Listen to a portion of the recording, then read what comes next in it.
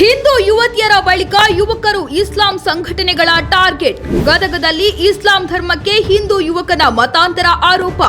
17 ವರ್ಷದ ಅಪ್ರಾಪ್ತನ ತಲೆಕೆಡಿಸಿ ಬಲವಂತದ ಮತಾಂತರ. 17 ವರ್ಷದ ಅಪ್ರಾಪ್ತನ ತಲೆಕೆಡಿಸಿ ಬಲವಂತವಾಗಿ ಇಸ್ಲಾಂ ಧರ್ಮಕ್ಕೆ ಮತಾಂತರಗೊಳಿಸಿರುವ ಗಂಭೀರ ಆರೋಪ ಗದಗದಲ್ಲಿ ಕೇಳಿಬಂದಿದ್ದು ಆಕ್ರೋಶಕ್ಕೆ ಕಾರಣವಾಗಿದೆ. 17 ವರ್ಷದ ಹಿಂದೂ ಅಪ್ರಾಪ್ತನನ್ನ ಇಸ್ಲಾಂ ಧರ್ಮಕ್ಕೆ ಬಲವಂತವಾಗಿ ಮತಾಂತರಿಸಲಾಗಿದೆ ಎಂದು ಆತನ ಪೋಷಕರು ಗಂಭೀರ ಆರೋಪವನ್ನ ಮಾಡಿದ್ದು, ಯುವಕ ನಾಪತ್ತೆಯಾಗಿದ್ದು ಟೀ ಸ್ಟಾಲ್ ನಡೆಸುತ್ತಿದ್ದ ಇಬ್ಬರು ಯುವಕರೇ ಘಟನೆಗೆ ಕಾರಣ ಎಂದು ತಂದೆ ತಾಯಿ ಕಣ್ಣೀರು ಹಾಕುತ್ತಿದ್ದಾರೆ.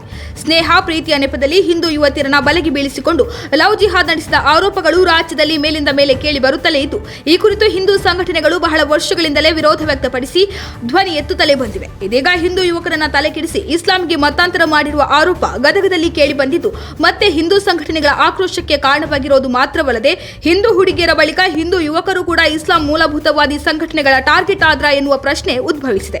ಗದಗ ಜಿಲ್ಲೆಯ ಲಕ್ಷ್ಮೇಶ್ವರ ಪಟ್ಟಣದ ಗವಿಸಿದ್ದಪ್ಪ ಆಲಿಯಸ್ ವಿನಾಯಕ ಗಣದಿನ್ನಿ ಎಂಬ 17 ವರ್ಷದ ಅಪ್ರಾಪ್ತನನ್ನ ಮುಸ್ಲಿಂ ಸಮುದಾಯಕ್ಕೆ ಮತಾಂತರ ಮಾಡಲಾಗಿದೆ ಎಂದು ಆತನ ಹೆತ್ತವರೇ ಗಂಭೀರ ಆರೋಪ ಮಾಡಿದ್ದಾರೆ.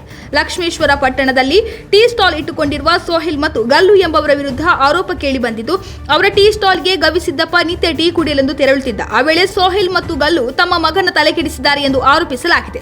1.5 ತಿಂಗಳಿನಿಂದ ಲಕ್ಷ್ಮೇಶ್ವರ ಪಟ್ಟಣದಿಂದ ಯುವಕ ನಾಪತ್ತೆಯಾಗಿದ್ದು, ಕೈತುತ್ತು ತಿನ್ನಿಸಿ ಬೆಳೆಸಿದ ಮಗನ ವರ್ತನೆಯಿಂದ ಹೆತ್ತವರು ಕಣ್ಣೀರು ಹಾಕುತ್ತಿದ್ದಾರೆ.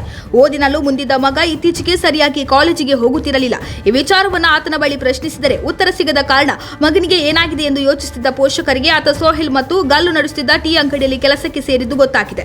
ಆ ವೇಳೆ ಅಂಗಡಿಯವರ ಜೊತೆ ಜಗಳವಾಡಿ ಮಗನನ್ನ ಕರೆತಂದಿದ್ದೆವು. ಆದರೆ ಕಳೆದ 1.5 ತಿಂಗಳಿನಿಂದ ಆತ ಎಲ್ಲಿದ್ದಾನೆ ಎಂಬುದೇ ನಮಗೆ ಗೊತ್ತಿಲ್ಲ ಎಂಬುದು ಹೆತ್ತವರ ಅಳಲಾಗಿದೆ.